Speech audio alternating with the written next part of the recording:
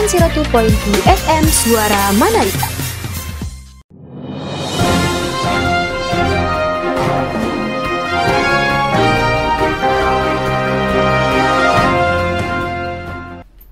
Dipancarkan langsung dari berbagai daerah di Indonesia. 102.2 FM Suara Manarita. Informasi pilihan dan terpercaya hanya untuk Anda. Halo Sobat Info, selamat pagi. Bagaimana kabarnya? Hari ini Newspoint kembali mengudara menemani waktu pagi Anda selama 15 menit ke depan. Edisi Senin 12 Juni 2022. Bersama saya, Salma Angelin. Selalu memberikan informasi pilihan dan terpercaya hanya untuk Anda. Kemenkes memusnahkan vaksin COVID-19 yang sudah kadaluarsa. Maraknya miras oplosan di Yogyakarta memakan korban jiwa. Antisipasi penyebaran hepatitis akut di sekolah Yogyakarta. Selamat pagi Sobat Info, apa kabarnya? Semoga sehat semua ya. Newspoint kembali hadir menyapa Anda pada pagi hari ini. Selain informasi utama tadi, kami akan menghadirkan sejumlah informasi terbaru yang akan menemani Anda selama 15 menit ke depan. Bersama saya Salma Angelin, inilah Newspoint selengkapnya.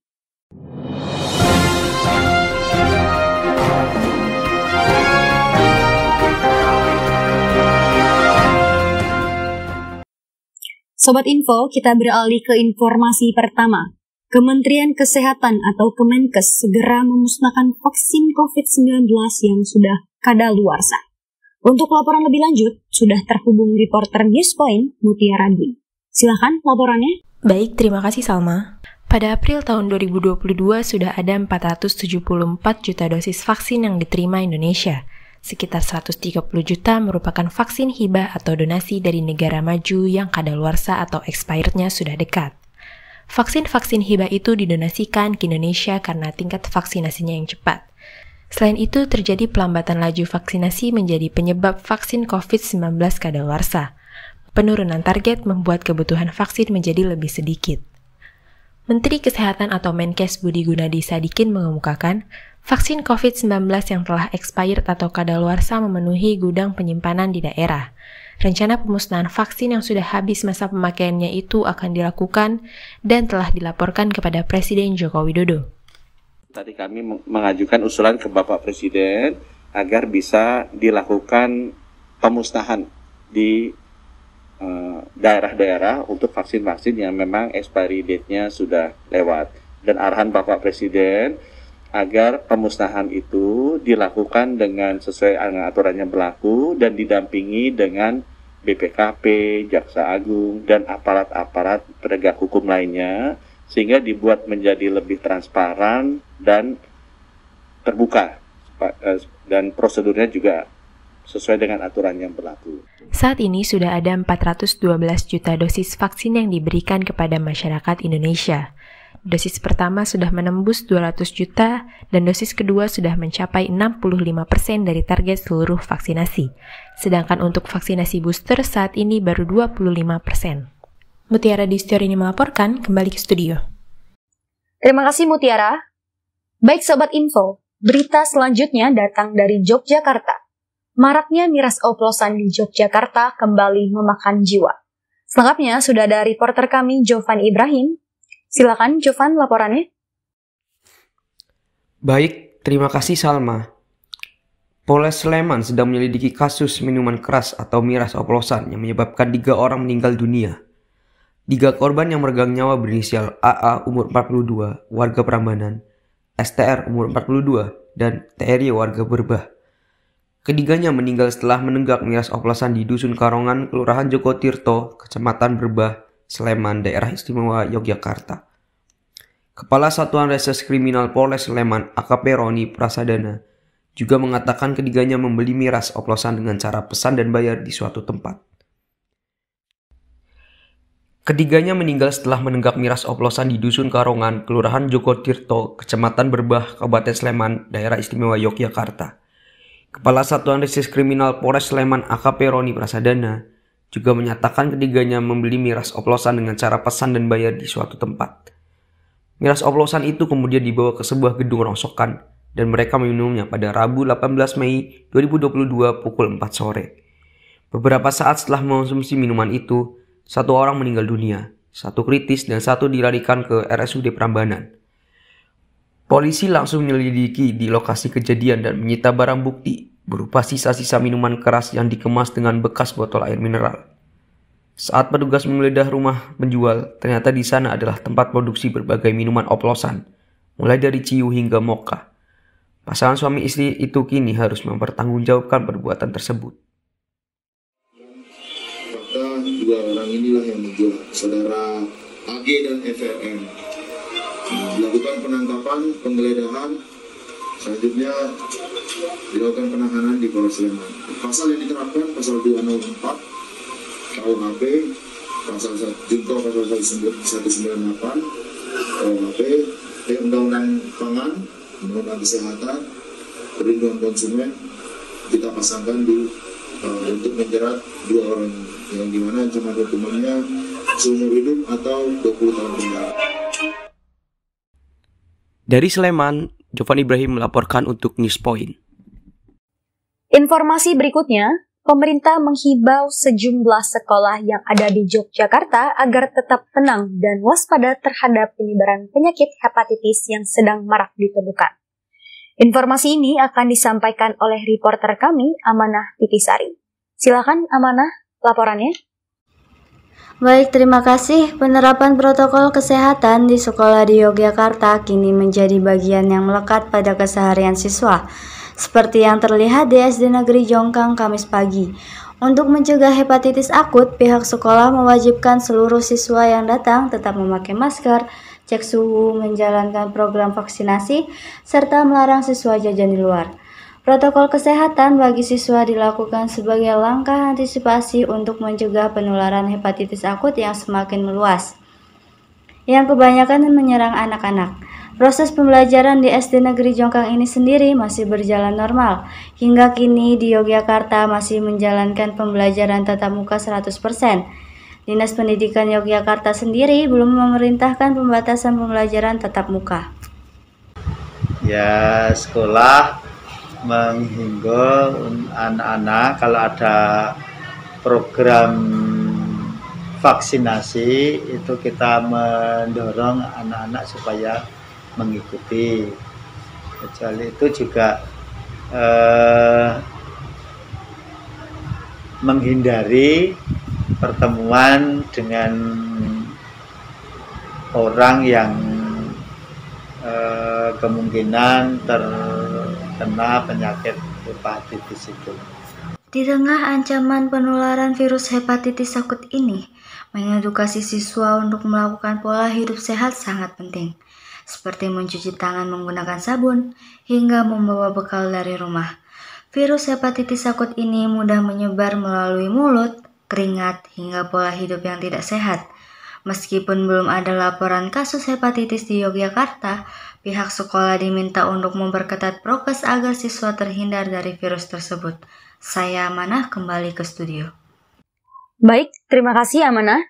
Sobat Info, selanjutnya, Satuan Tugas COVID-19 melaporkan kasus aktif terus menurun dari 7.474 menjadi 3.766. Untuk informasi selengkapnya, silakan Flora laporannya. Baik, terima kasih. Keadaan pandemi di tanah air terus mengalami tren perbaikan. Hal ini ditunjukkan dari jumlah kasus aktif COVID-19 yang mengalami penurunan selama 19 hari terakhir. Berdasarkan data yang kita ambil sejak 1 Mei hingga 19 Mei, menunjukkan kasus aktif atau orang yang sedang sakit atau terinfeksi COVID-19 justru semakin sedikit. Kasus aktif di Indonesia terus menurun dari 7.474 hingga per kemarin 3.766 orang. Ini dikarenakan jumlah orang yang telah sembuh lebih banyak dari yang terinfeksi baru per harinya. Bapak Ibu sekalian, kasus konfirmasi positif seminggu terakhir memang terjadi penurunan, yakni sebanyak 41,04% dibandingkan 1 minggu sebelumnya. Jumlah kasus aktif seminggu terakhir turun 29,5% dibandingkan seminggu sebelumnya. Begitupun dengan tren kematian absolut turun sebanyak 34,27% dibandingkan 1 minggu sebelumnya. Kemudian tren perawatan di rumah sakit ruang isolasi juga turun sebanyak 39,15% dibandingkan 1 minggu sebelumnya. Baik, terima kasih Flora atas laporan Anda. Sobat Info, usai jeda berikut ini, kita memiliki informasi terkait lepas masker menuju transisi belum berakhir di tempat wisata. Tetaplah bersama kami di 102.2 FM Suara Manarita. Baik Salma, Presiden Joko Widodo mengumumkan pelonggaran penggunaan masker bagi warga Indonesia. Lepas masker menuju transisi belum berakhir di tempat wisata, salah satunya wisata mini zoo Jogja Exoterium. Sekarang ini saat ini sudah ada proses transisi dari pandemi endemik. Tentunya persiapan yang kita lakukan adalah yang pertama adalah kami dari pihak internal dulu, dari dalam. Semua karyawan kami sudah kami vaksin lengkap, yaitu vaksin booster, supaya nanti kami siap untuk melayani pengunjung dalam bentuk apapun. Mengetahui risiko kesehatan masing-masing, bagi pengunjung pengidap komorbid, Jokowi masih menyarankan untuk mengenakan masker di segala aktivitas. Pekerja yang telah melakukan vaksinasi dipastikan sudah memenuhi ketentuan dalam persiapan transisi pandemi menuju endemi. Oke, kalau aku sendiri, apapun yang dianjurkan pemerintah tuh pastinya kan mereka lebih tahu ya dengan kondisi saat ini. Maksudnya mengenai kesehatan yang ada dan juga istilahnya kunjungan-kunjungan seperti itu. Namun, tidak semua warga antusias menyikapi pelonggaran ini. Sebagian ada yang menaati pencabutan aturan wajib masker setelah kurang lebih dari 2 tahun pandemi COVID-19. Tetapi beberapa di antaranya mengaku masih was-was dan lebih nyaman tetap memakai masker. Salsabila Zahra melaporkan, kembali ke studio. Masih bersama saya, Salma Angeline. Pendengar, Presiden Joko Widodo mengatakan pemerintah akan memenuhi prosedur pasokan minyak goreng di tanah air. Presiden Jokowi mengungkapkan dirinya telah meminta aparat penegak hukum untuk terus melanjutkan proses pelaku distribusi dan produksi minyak goreng.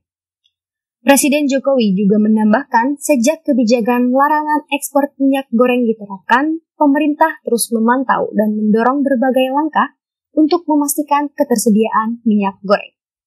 Setelah ekspor minyak goreng dilarang pada April kemarin, harga rata-rata nasional minyak goreng berkisar kurang lebih 19.800 per liter. Kemudian setelah adanya peraturan larangan ekspor, harga rata-rata nasional turun menjadi 17.200. Presiden Jokowi memperkirakan harga minyak goreng curah di pasaran akan berada di sekitar Rp14.000 per liter. Sobat Info, selanjutnya kita beralih ke berita olahraga. Jelang Porprov, Kabupaten Lamongan gelar turnamen berbagai macam olahraga. Saat ini kita sudah terhubung dengan reporter kami, Adela Nuraini. Silakan laporannya, Adela. Baik, terima kasih Salma. Dispora Kabupaten Lamongan kembali menggelar kejuaraan olahraga sebagai medium memperkenalkan cabang-cabang olahraga kepada masyarakat Lamongan. Turnamen olahraga ini diselenggarakan di Gedung Sport Center Kabupaten Lamongan, dilaksanakan selama 2 hari. Kejuaraan olahraga ini digelar untuk pelajar SMA negeri dan swasta se-Kabupaten Lamongan. Dengan cabang olahraga yang dilombakan antara lain bola voli, dengan peserta 18 regu putra dan 11 regu putri, cabang olahraga panjat tebing dengan peserta 62, dilaksanakan perorangan putra dan putri, dan cabang olahraga tarung derajat yang diikuti 40 peserta dengan kategori 40 hingga 45 kg putra dan putri, serta 50 hingga 55 kg putra dan putri. Dalam hal ini, Sobat Info, Ketua KONI Lamongan menyampaikan dalam sambutannya bahwa akan memantau bibit unggul atlet lewat turnamen ini untuk disalurkan pada Pekan Olahraga Provinsi mendatang. Kepala Dinas Pemuda dan Olahraga melalui Kepala Bidang Peningkatan Prestasi Olahraga Kabupaten Lamongan, Martanti menuturkan, tahun ini ada peningkatan peminat cabang olahraga tarung derajat. Hal tersebut ditandai dengan bertambahnya jumlah peserta, yang berarti menandakan cabang olahraga tarung derajat sudah banyak diminati. Dari Lamongan, Adela ini melaporkan untuk Newspoint. Terima kasih Adel atas laporannya. Baik Sobat Info, tidak terasa sudah 15 menit saya menemani pendengar dengan berita pilihan aktual dan terpercaya. Saya mewakili kerabat kerja yang bertugas, pamit undur diri. 102.2 FM Suara Manarita.